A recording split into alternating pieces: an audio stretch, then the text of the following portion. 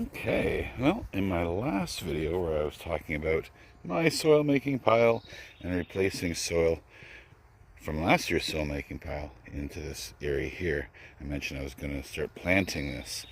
So my plan is 1, 2, 3, 4 eggplants, and this area here I'm going to plant some sunflowers, some dill, and some bachelor buttons.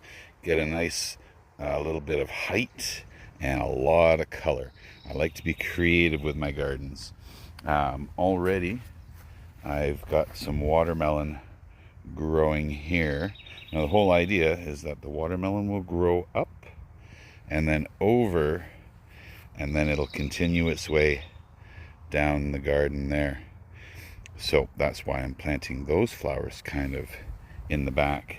Now it might be a little hard to see this, but you've seen me do this before where I plant an area and I put an edge, like I almost make a donut, and I've made a donut around there.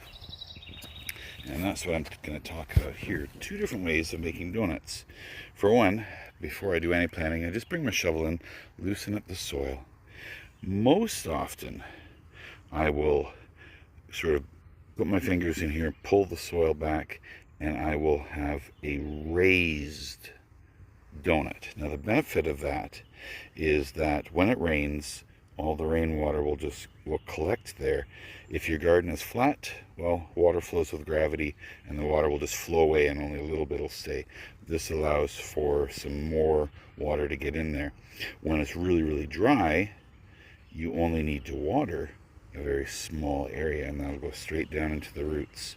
So I've talked about this before. Now I want to compare it to what I've done right beside it, and it might be a little difficult to see. Let's see if we can get a better angle here.